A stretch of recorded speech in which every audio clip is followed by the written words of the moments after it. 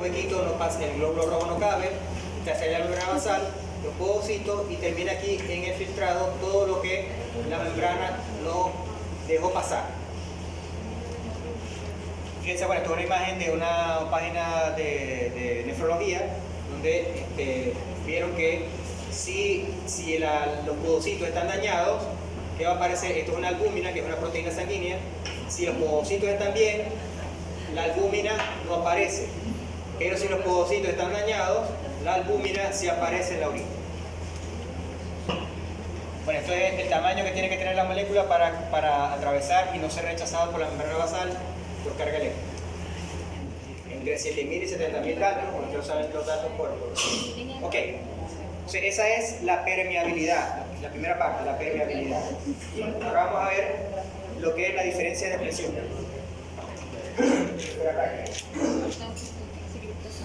Le cayeron mal las vacaciones, bro.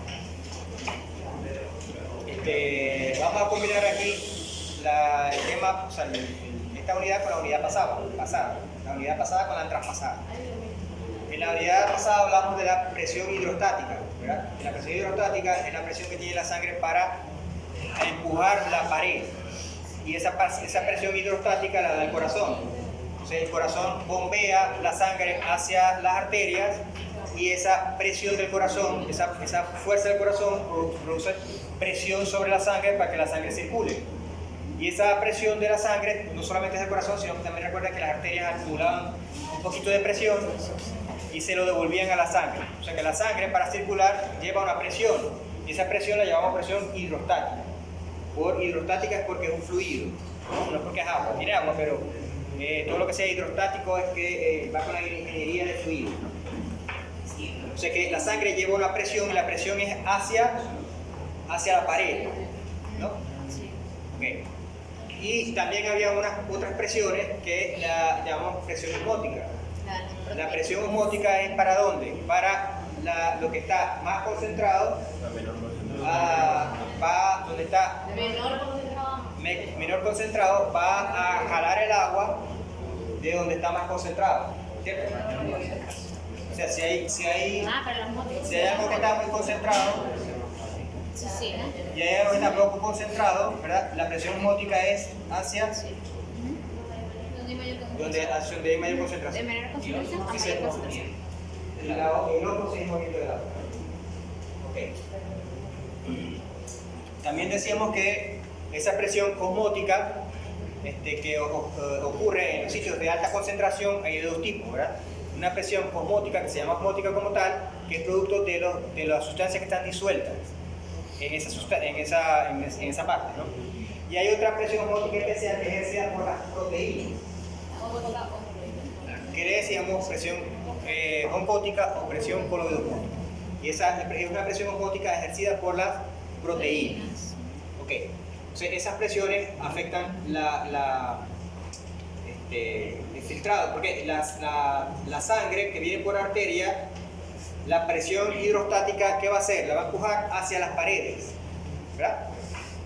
Y si las paredes tienen huequitos, ustedes se imaginan, si vienen una manguera, ustedes le hacen un huequito con un alfiler, ¿verdad? Y le meten agua, le meten presión de agua hacia donde va, por la manguera que tiene huequitos van a salir chorritos, ¿cierto? O sea que la presión hidrostática de la sangre, lo que va a empujar la sangre hacia afuera, y como hay los huequitos, la sangre se va a salir por los huequitos. La sangre no, o sea, ya vimos lo que se sale, ¿verdad? Ok, el plasma se sale por los huequitos, ¿sí? Bien, o sea, quiere decir que aquí viene la sangre con presión y aquí resulta que la manguera tiene huequitos y la sangre se empieza, el plasma, que los glóbulos rojos se quedan aquí, el plasma se empieza a salir por los huequitos.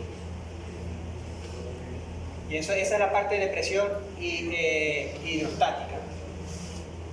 Bien, ¿qué pasa? Que la presión hidrostática va a empujar el plasma hacia afuera, pero la sangre tiene proteína, ¿verdad? ¿Se acuerdan? El plasma tiene proteína. Entonces, quiere decir que hay dos fuerzas, una fuerza hacia afuera, que es la hidrostática, y una fuerza hacia adentro, que es la que las proteínas que están aquí están jalando agua. Entonces el agua se enfrenta a dos fuerzas, una fuerza que la empuja, que es la hidrostática, y otra fuerza que la jala, que la oncótica. ¿Quién gana? Bueno, no ¿Quién sé. gana? Yo creo que se equilibra, ¿no? Si se equilibran no sale. Tiene que ganar la Tiene que ganar la hidrostática. Tiene que salir. Tiene que ganar la hidrostática porque si no, no se saliera. Entonces, la hidrostática le gana a la oncótica porque entonces el plasma se sale de la sangre. ¿Sí? Pero no sirve. ¿Por qué? Porque a medida que la presión hidrostática va empujando, se va saliendo el agua, ¿verdad? Se va saliendo el plasma.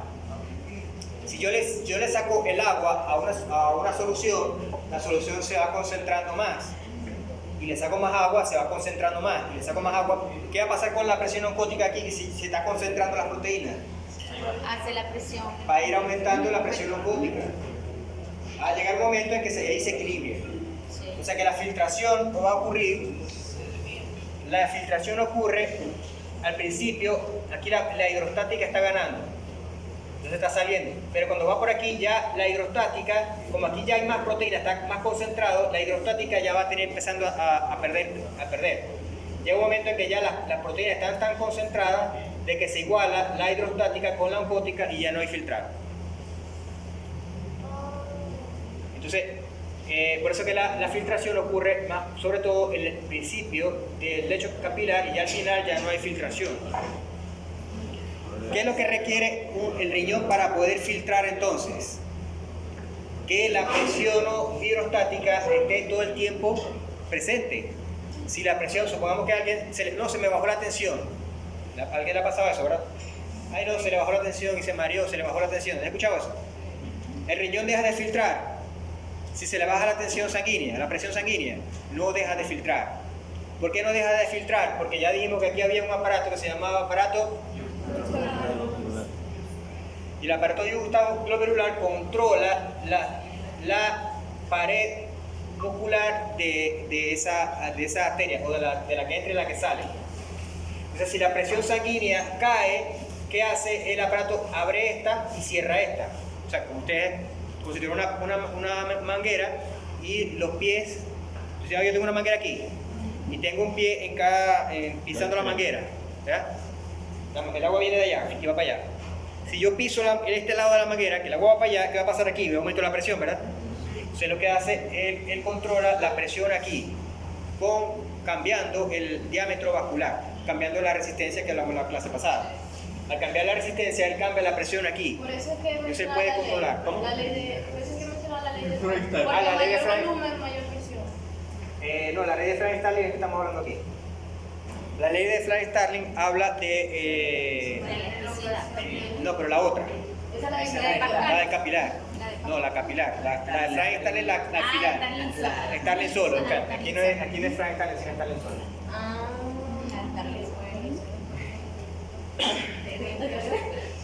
La ley de Starling que habla de la relación que tiene que haber en la presión osmótica y la presión oncótica.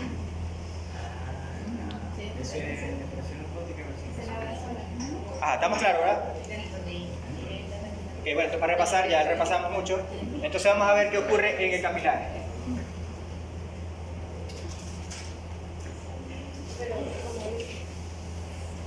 Ferente, ¿verdad? La ferente tiene músculo.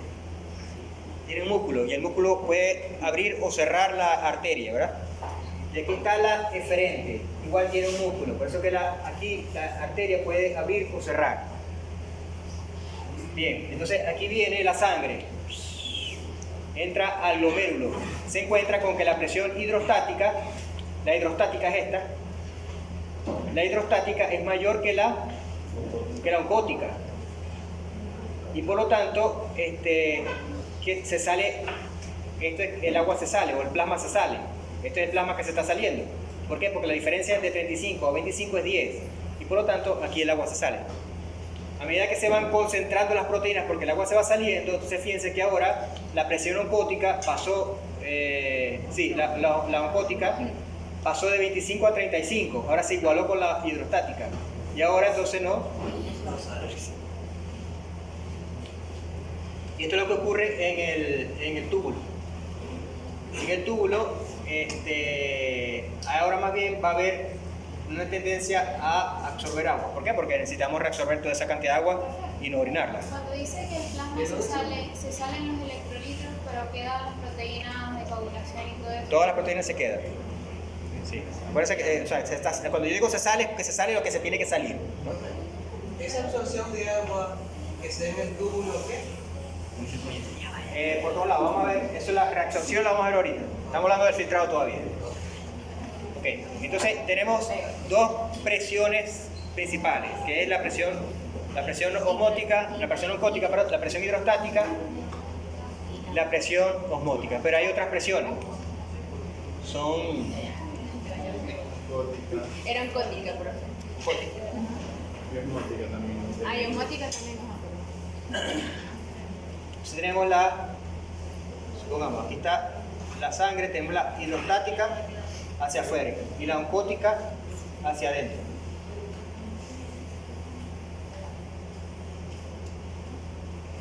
¿Sí? Sí. Ok.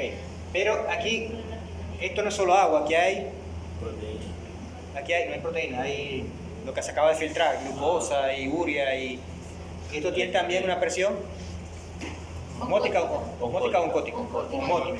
Ah, O sea, esta osmótica también va afuera. Sí.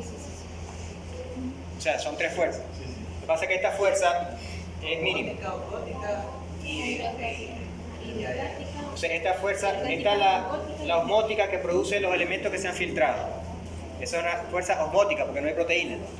O sea, ella produce una fuerza hacia la atracción de agua hacia afuera. Es un error. Profe, debe ser que hubo un error cuando dijo glucosa, porque la glucosa no. ¿Cómo que no? Bueno, usted lo dijo. ¿Qué pasa? Bueno, pasa el agua.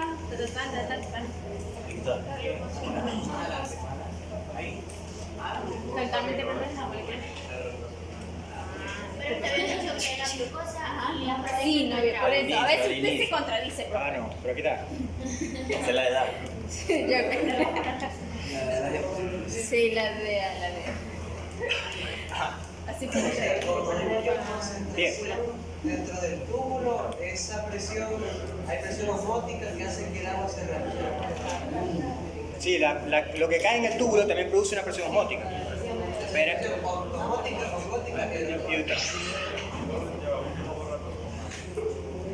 ajá. Pero esa es la menos importante porque esa, la guerra está entre las otras dos. Ok, ¿cómo se regula eso? ¿Cómo se regula la cantidad de sangre que va a pasar por el glomérulo? O sea, lo primero que tenemos que recordar es que la sangre va a fluir hacia el glomérulo producto de que tiene una presión. O sea, a medida que haya una presión en las arterias, o sea, presión que bombea el corazón, la presión arterial, con esa misma presión va a llegar la sangre a los riñones. ¿Sí? ¿Qué va a pasar? Primero, una persona puede ser, hablamos ahorita de un ejemplo de una persona que sea hipotensa, que se le baja la tensión. Pero ¿qué pasa a lo contrario? Si la persona es hipertensa, aumenta la presión. O sea, esa presión hidrostática aumentada va a afectar la filtración porque va a ir aumentando la presión de hidrostática. Entonces va a hacer que se filtre más de lo normal, ¿cierto? Pero no, eso no ocurre. ¿Por qué no ocurre? Porque dijimos que tiene el complejo juxtaglomerular controla la entrada y la salida. Entonces, si la presión aquí es muy alta, ¿qué va a hacer el complejo juxtaglomerular? Va a cerrar esto para evitar que esa presión entre ahí. Entonces solamente entra y abre aquí para que entonces la presión siempre se mantenga constante. Entonces lo que habla esta gráfica es eso. Si vemos aquí la presión de 100 a 150, ven que la presión dentro del glomérulo se mantiene constante. ¿Por qué? Porque el complejo juxtaglomerular abre y cierra las compuertas que tiene para que la presión, controle la presión dentro del glomérulo. Quiere decir que él tiene un sensor de presión. ¿Y qué controla que el aparato juxtaglomerular haga todo eso? Tiene unos barroreceptores. Entonces, tiene los barroreceptores del complejo saben cuánta presión hay dentro, porque acuérdense que el túbulo formaba la mácula densa más el mesangio, y aquí viene la arteria, y aquí tiene la parte vascular, Todo esto es un aparato. Entonces, él tiene ese sistema, tiene receptores de presión y tiene receptores químicos que vamos a ver más adelante. Pero vamos hablando de la presión. Entonces, él controla esa presión de la sangre, él la controla internamente. Si viene muy alta, él la baja. Y si viene muy baja, él la mantiene un poquito alta. ¿Verdad? Pero si él es muy baja, fíjense que si la presión es muy baja, ya él no puede controlar esa presión, porque él no tiene una bomba para meterle presión a la sangre. Entonces, si ya la presión cae por menos de 50, la presión sanguínea cae en menos de 50, el riñón deja de filtrar. Si la presión cae por menos de 50, el riñón deja de filtrar. Eso cuando la persona tiene hemorragia, que se le baja violentamente la presión, los riñones dejan de filtrar, se le acumulan toxinas y la persona termina también dañando los riñones. Pero igual, fíjense que las personas que son hipotensas tienden a tener mala función renal. Si la presión está normal entre 80 y 120, aquí hasta 150, fíjense, el riñón funciona normal. Él es capaz de controlar esa función dentro de la... Ok. Entonces, ese control de la presión, esa control de la presión dentro del glomérulo, es una de las funciones del riñón que se mide. Y eso se mide con lo que se llama la tasa de filtración glomerular, o también se le dice volumen de filtración glomerular, o en inglés, la R es de rata.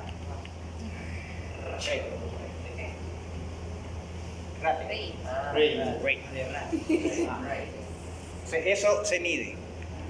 Se usa unas técnicas, se le inyecta algo al paciente y el paciente después que orina se mide la cantidad de esa sustancia que hay en la orina y con unos cálculos que se hacen se calcula cuánto es la tasa de filtración glomerular, que es un indicador de la función del riñón, de cómo el riñón está controlando las presiones dentro del glomérulo. ¡Wow! Bien. No dije nada raro. Ok, entonces el riñón tiene un control intrínseco. ¿Qué quiere decir intrínseco? Que con cada aparato juxtaglomerular controla su glomérulo. ¿Sí? ¿Qué quiere decir extrínseco? Que el riñón puede decir, hey, la presión está muy alta, y puede mandar una señal central para bajar la presión y evitar que le llegue tanta presión al riñón. O sea que el riñón no solamente controla la presión interna del glomérulo, sino que también controla la presión arterial general si hay cambios en la presión que afectan su funcionamiento. Pueden mandar señales. Vamos a ver ahorita también. Ok, entonces, ¿cómo se modifica? Lo primero que se puede modificar es con la presión arterial. Lo que va a modificar la presión arterial, el riñón la modifica mandando señales, pero lo urgente del riñón es controlar la presión a través de cambios vasculares. Como les dije, poniendo la cerradura al principio o al final de la arteriola. ¿Cuáles son esos mecanismos? Los mecanismos son neurogénicos, que ya dijimos que controla la musculatura de los vasos sanguíneos, el simpático, pero ya eso es una cuestión general. Al riñón le importa controlar él mismo su función, que es a través de mecanismos vasculares que hablamos en la clase de coagulación, ¿verdad? Que son sustancias que producen el endotelio, que son sustancias que controlan la musculatura de los vasos sanguíneos, que son vasodilatadores o vasoconstrictores. Ok, estos sistema renina y angiotensina lo vamos a hablar ahorita y también esto. Entonces, en humanos, la tasa de filtración glomerular está alrededor de 125 ml por minuto, que es como el glomérulo controla, al tener todo controlado, va a filtrar 125 ml de plasma por minuto. Y el índice de filtración glomerular es relacionado con el peso del paciente. No es la misma cantidad de sangre que va a filtrar un chihuahua que lo que va a filtrar un gran danés, un doberman, un pitbull, ¿verdad? Porque es diferente el tamaño y el peso del paciente. Entonces también el riñón va a funcionar en base a la masa corporal. Entonces, no podemos comparar una filtración glomerular de un chihuahua con un gran danés. Tenemos que adaptar o ajustar al peso del paciente. Por eso que se habla de índice de filtración glomerular, no de tasa de filtración glomerular. Ok, Ok, entonces hablamos de los mecanismos intrínsecos. Decíamos que en el glomérulo, aquí en las arterias, y en el aparato yuxtaglomerular, hay unos varoreceptores, que son receptores para presión. Y él sabe, entonces directamente, cuál arteria tiene que cerrar o cuál arteria tiene que abrir. Él sabe si la presión bajó, si la presión subió. Él está controlando la musculatura de la arteria eferente y eferente.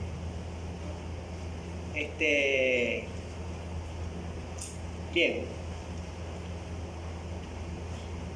Otra cosa que puede responder es a la concentración de ciertas sustancias, sobre todo de sodio. Porque si la presión cayó, hay menor filtración, hay menos agua y el sodio se concentra, porque hay menos agua.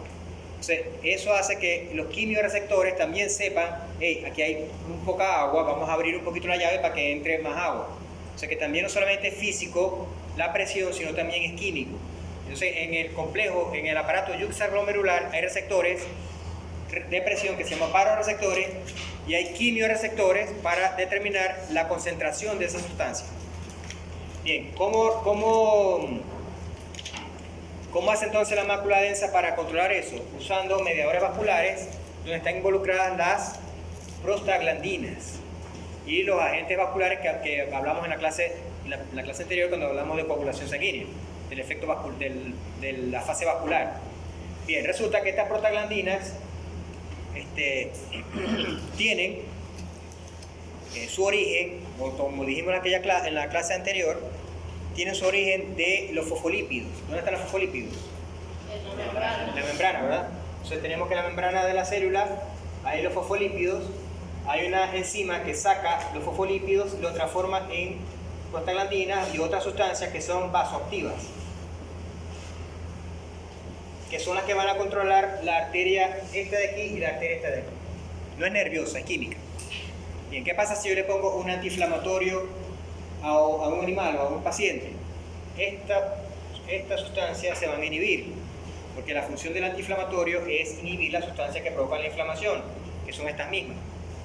Pero ya aparte de controlar la inflamación, estoy disminuyendo el control que tiene el glomérulo sobre sus arterias, porque él depende de esas sustancias para controlar esas arterias.